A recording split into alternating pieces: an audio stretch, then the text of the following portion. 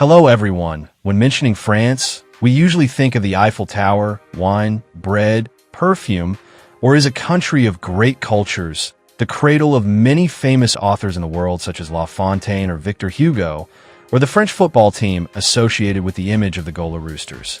But there's a very typical thing about the French people related to the habit of working short hours and a lifestyle that people from other countries sometimes use the word enjoyment after a stressful day of work, but not many people know much about. The people of this hexagonal country always put family above work. They enjoy life and focus on the things they consider important. The French have a saying that goes like this: if hard work made you rich, donkeys would be living on mountains of gold. So why do the French work less and play more and still succeed? Let's take a look back to the late 19th century when Baron Haussmann ordered a complete facelift of Paris. The slums were demolished and converted into residential areas. The city was to be reorganized with wide boulevards and squares. Although poor Parisians protested against the plan, most eventually gave up. Their homes were demolished without any compensation. Paris has undergone a complete transformation.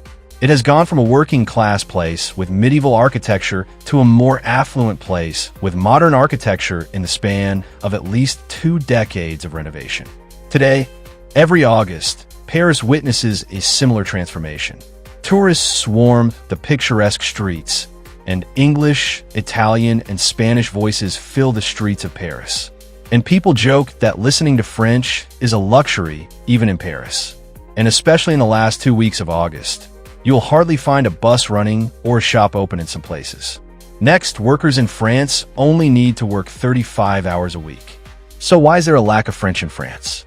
In fact, every French worker gets at least 31 days off each year, and most of them choose this month, the month of August that we are talking about, for their vacations in Italy, Spain, Greece, or other countries around the world.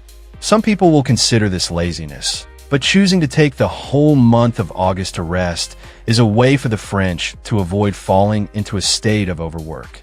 This vacation for France is actually beneficial because the more you work, the less productive you are. For the French, working less tends to improve productivity. That's a great idea. In fact, we've known for a long time that working too much creates stress and can shorten life expectancy. It also reduces your engagement with your work because it simply cannot be sustained for more than 50 hours a week. Even Henry Ford, who is known as the father of the 2-day weekend, realized the consequences of overwork when he decided to reduce his employees' working hours from 48 hours a week to 40 hours, because working more than 40 hours a week would make employees more prone to making mistakes in the work process. Another reason is that France is one of the countries with good labor productivity in Europe.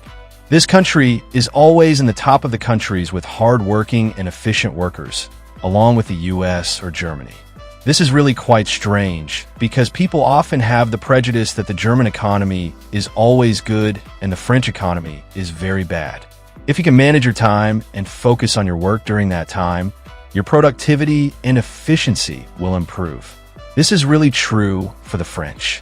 So it's not wrong to say that the French work less but still get rich. According to statistics, the rate of French people being overworked is only a little over 9% compared to 11% of Americans and 43% of Turks. France is also one of the places in the world where people have the best work-life balance, because the French believe that if their lives are happy and satisfying, they will be more effective at work.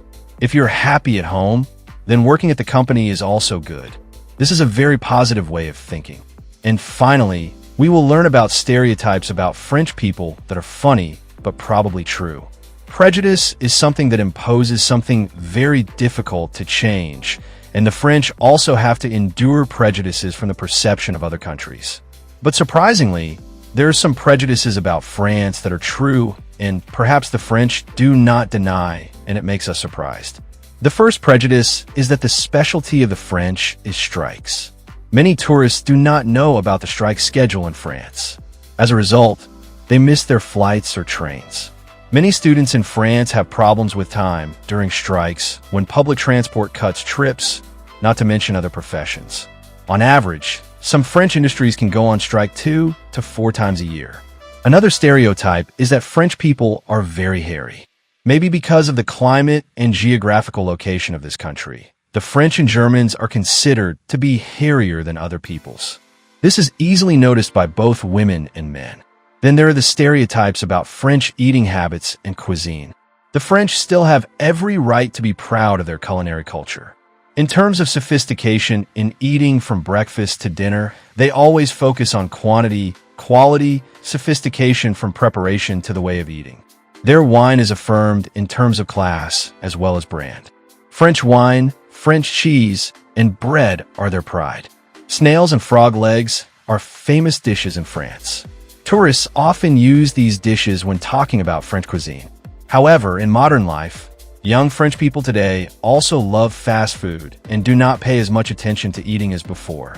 A long-standing stereotype that many foreigners have about the French is that they're overly proud of their made-in-France values. That is, the French can spend too much time talking to you about their culture, their cuisine, their wine without caring whether you like it or not. Or, if you express your opinion about those things, they will try to protect their national pride. Not to mention that they also compare other countries and cultures. And for them, the French are a civilized and knowledgeable people, and therefore they love to debate. And this prejudice seems to be partly true. And finally, the French don't smell very nice. This is also the reason why French perfume sells so well. A stereotype that can make a lot of people feel annoyed. This is just a very funny stereotype. But in French history, during the time of King Louis XIV, hygiene was not a big deal. According to history books, the king only bathed a few times in his life, and he only used perfume to cover up his body odor.